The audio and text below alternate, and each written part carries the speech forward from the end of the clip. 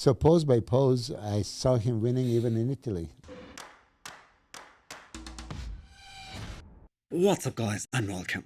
You are watching Fazi Fitness. This is Nathan Diasha, a week out of Shiro Classic France.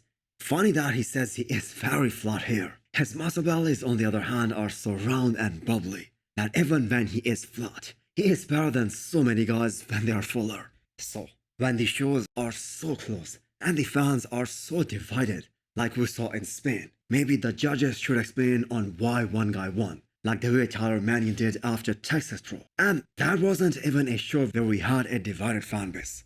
I think 90% of the bodybuilding community had Andrew Jack winning after prejudging, and they all agreed that he won it fair and square. Now see the caption below Nathan's recent post.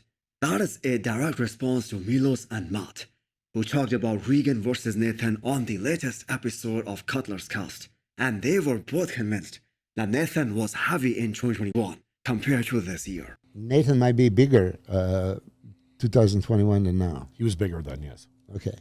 Now you have got to give props to Jay Cutler. He did not hesitate to say that Nathan Diasha has a better shot at placing top 10 at this year's Mr. Olympia compared to Regan Grimes.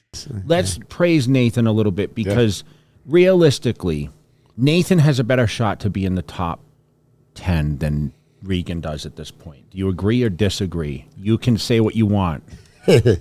Yes, we all agree that Regan has a better structure. But the thing is, he still hasn't been able to show us that lights out kind of conditioning. So until that happens, and that is a big if whether Regan will be able to peak 100% for this year's Mr. Olympia. I agree that he looks great at 6 weeks out. He is really looking awesome in his latest picture. But here is the thing. This has to translate on stage. So until that happens on stage, the bodybuilding community will not believe in him that he can place high at the Olympia level. There are merits that Regan Grimes can beat Nathan Diasha, not easily, but you can beat him convincingly. Now, you said 247, he was 271. And it is kind of surprising to hear that Milos Alfred had Regan winning in Italy as well, based on his size, shape and flow. But what about conditioning? And what about fullness? It is understandable that they think Regan won it fairly at Spain Pro, because he made some significant improvements in that 1 week.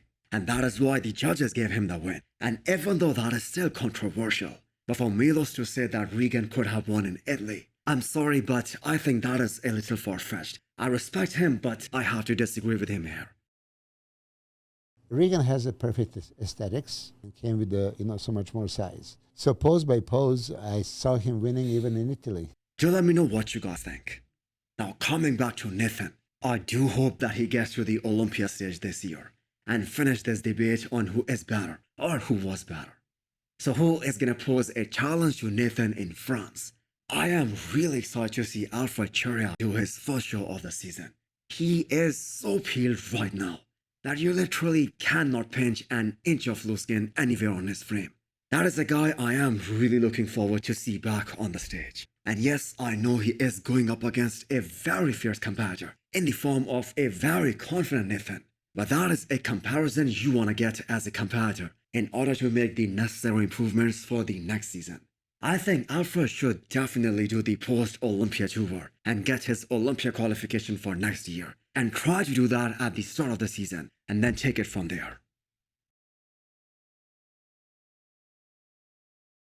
A confident Keone Pearson is a very dangerous Keone. I have never seen him this focused before ever in his career. He went back to work just 1 day after Texas Pro, and that is the mentality that he needs to have a shot against a guy like Shaun Clarida. On top of that, Keone knows, and we all know as fans, that there is just no way that Keone can close that gap between him and Shaun in terms of muscle density and muscle maturity. Because that is what makes Shaun Clarida so damn good. So his only chance is coming in with more detail and more peeled. But make sure that he doesn't lose his pop and his fullness. Because those things combined with his insane proportions, that is what makes Keone so unique. And he was a little on the flatter side at Texas Pro stage. So there is room for improvements. Is it disrespectful that we aren't talking about Angel Calderon as much as we are talking about Shaun or Keone? He was the runner-up in 212 Olympia last year, and he is going for the best conditioning of his life here. And I do not doubt the man for 1 second. For some reason, he wasn't as shredded last year when he placed his career's best second, and still he did beat a former 212 champ Kamal. He was more shredded back in 2021, especially a few days out of the show. So right now at 6 weeks out, his conditioning looks absolutely nuts. He doesn't have what we call a pretty physique or an aesthetic physique, but the man is packed with muscles on top of muscles, and that too everywhere. So it will be interesting to see his final package and his comparison with Keone and Shaun. Assuming that this is a recent picture of the 212 reigning champion Shaun Clarida, the man looks so ready. So the scariest thing for Shaun's rival, and the thing they need to worry about the most, is that him and his coach Matt Jensen, they never miss their mark. There was so much gap between him and the top competitors last year that it was really unbelievable. So what if he comes in with more size, but conditioning-wise equally good as last year?